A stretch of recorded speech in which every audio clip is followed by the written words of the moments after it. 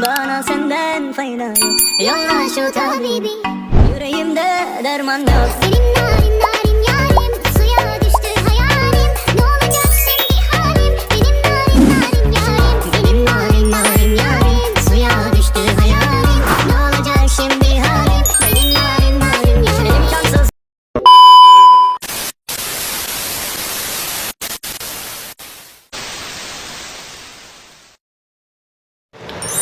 Assalamualaikum warahmatullahi wabarakatuh. Alhamdulillahirrabbilalamin. Wabihi nasta'in wa ala umuri dunya waddin. Wassalatu wassalamu ala asyrofil anbiya'i wal mursalin wa ala alihi washabihi ajmain, amma ba'du.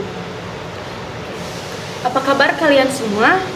Semoga kalian selalu diberi kesehatan dan selalu diberi kemudahan untuk menuntut ilmu. Oke, sebelumnya perkenalkan, nama saya Hasna Huwaida dengan nomor NIM 2530101022. Saya dari jurusan Pendidikan Agama Islam, Fakultas Ilmu Tarbiyah dan Keguruan. Saya kelas D, semester 1. Di sini saya akan menjalankan tugas UTS dari mata kuliah Bahasa Arab dengan dosen pengampu Bapak Saiful Mubarok, Eskom IMPD.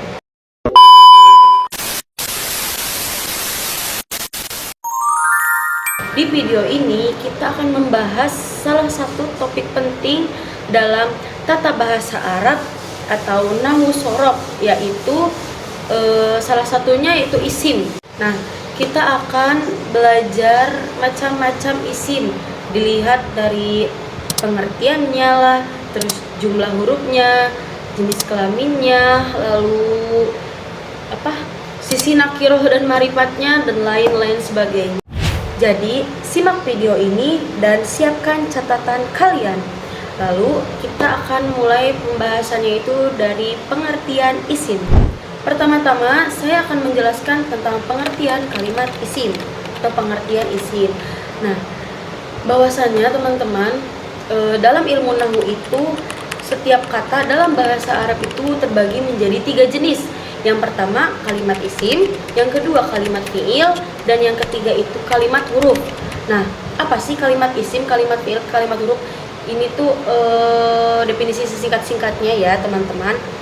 Kalimat isim itu adalah kata benda, kalimat fiil itu adalah kata kerja, dan yang terakhir itu kalimat huruf itu kata sambung. Nah, jadi di sini saya akan menjelaskan tentang kalimat isim.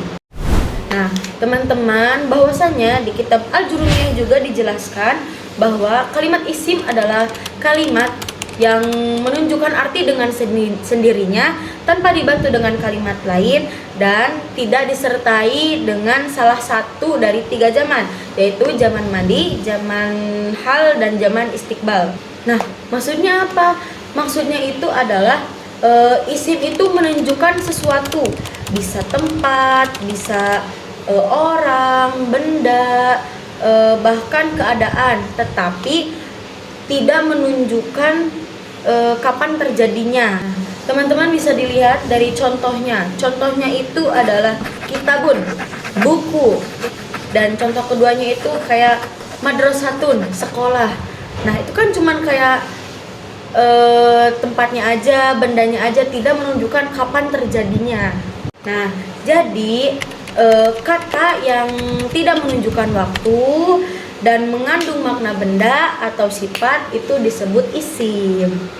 Nah, tadi adalah pengertian isim. Nah, sekarang kita lanjut ke pembagian isim berdasarkan jumlah huruf. Sekarang kita lanjut ke pembahasan selanjutnya, yaitu macam-macam isim dilihat dari jumlah hurufnya. Dalam bahasa Arab kita bisa dilihat dari jumlah huruf asli yang membentuk kata tersebut. Nah, teman-teman, pembagian isim berdasarkan jumlah hurufnya itu ada 3. Yang pertama itu ada mufrad, tunggal. Yang kedua itu ada musanna atau ganda. Yang ketiga itu ada jamak. Nah, jamak juga terbagi menjadi 3, yaitu ada jamak mudzakkar salim, jamak muannats salim, dan yang ketiga itu jamak taksir. Oke, teman-teman, di sini kita akan menjelaskan yang pertama dulu, yaitu isim mufrad atau tunggal. Nah, apa sih isim mufrad itu? Isim mufrad ialah isim yang menunjukkan satu kata benda. Contohnya, baitu, yaitu rumah. Yang kedua, contoh keduanya itu madrasatun atau sekolah. Oke, yang kedua itu adalah isim musanna. Apa sih isim musanna itu? Isim musanna adalah isim yang menunjukkan dua kata benda. Nah, kalau tadi isim mufrad itu satu kata benda, kalau yang musanna itu dua kata benda. Biasanya isim musanna ini ada cirinya, yaitu menggunakan alif dan nun atau ya dan nun. Contohnya itu adalah baitani atau baitaini. Nah, jadi di akhirnya itu dikasih alif dan nun. Baitani. Nah, atau baitaini, ya dan nun. Oke, dan yang ketiga adalah isim jamak. Apa sih itu isim jamak? Nah, kalau isim jamak itu kebalikannya dari isim mufrad dan isim musanna, yaitu isim yang menunjukkan lebih dari dua kata benda. Nah, jamak sendiri itu terbagi menjadi tiga. Yang pertama jamak mudzakkar salim, yang kedua jamak muannats salim, dan yang ketiga itu jamak taksir. Oke, mari kita bahas satu persatu. Oke, kita akan menjelaskan tentang jamak mudzakkar salim. Apa itu jamak mudzakkar salim? Oke, jamak mudzakkar salim adalah bentuk jamak untuk kata benda laki-laki atau maskulin yang berakal. Contohnya apa? Contohnya yaitu muslimuna, yang artinya itu orang Islam laki-laki atau orang-orang Islam untuk laki-laki. Nah, dan yang kedua itu ada jamak muannats salim. Itu bentuk jamak untuk kata benda perempuan atau feminin. Nah, contohnya apa? Contohnya yaitu muslimatun atau para muslimah. Nah, dan yang ketiga itu ada jamak taksir. Apa itu jamak taksir? Jamak taksir bentuk jamak yang tidak beraturan karena perubahan bentuknya, tidak mengikuti pola konsisten seperti contoh kutubun atau buku-buku. Selanjutnya kita akan bahas pembagian isim berdasarkan jenis kelamin. Nah, secara umum itu isim berdasarkan jenis kelamin itu dibagi menjadi dua. Ada isim mudzakkar sama isim muannats. Isim mudzakkar itu apa? Kata benda yang menunjukkan untuk laki-laki. Sedangkan isim muannats adalah kata benda yang menunjukkan untuk perempuan. Oke, di sini saya akan menjelaskan satu persatu. Oke, di sini kita akan menjelaskan satu persatu. Yang pertama itu isim mudzakkar. Apa aja isim mudzakkar itu? Ya betul, yaitu menunjukkan sesuatu yang bersifat laki-laki. Contoh, rojulun, yang artinya laki-laki pastinya. Contoh selanjutnya yaitu ustadz, yaitu guru laki-laki. Lalu contoh selanjutnya yaitu tolibun, yang artinya murid laki-laki. Jadi semuanya itu menyangkut paut dengan laki-laki. Nah, isim mudzakkar juga ada ciri-cirinya. Yang pertama itu tidak menggunakan tak marbutoh pada akhir kalimat. Nah, dan yang kedua itu pasti digunakan untuk menyebut jenis laki-laki, baik manusia maupun hewan. Oke, yang kedua itu ada isim muannats. Nah, isim muannats itu apa? Isim muannats adalah menunjukkan kata benda untuk perempuan. Contohnya itu adalah imro'atun, yang artinya perempuan. Nah, dan contoh selanjutnya itu ada tolibatun, yang artinya murid perempuan. Dan contoh selanjutnya juga ada ustadzatun yang artinya guru perempuan. Nah, ciri-ciri mu'anas juga ada ciri-cirinya ya teman-teman. Yang pertama itu banyak yang berakhiran tak marbutoh. Seperti tadi imro'atun. Nah, akhirnya itu ada tak marbutohnya. Lalu dan yang kedua ada juga yang tidak memiliki tak marbutoh tapi maknanya itu menunjukkan ke perempuan seperti Fatimah dan Zainab atau Maryam. Nah, terus yang ketiga itu beberapa kata benda bisa bersifat mu'anas karena kesepakatan dalam penggunaan bahasa Arab.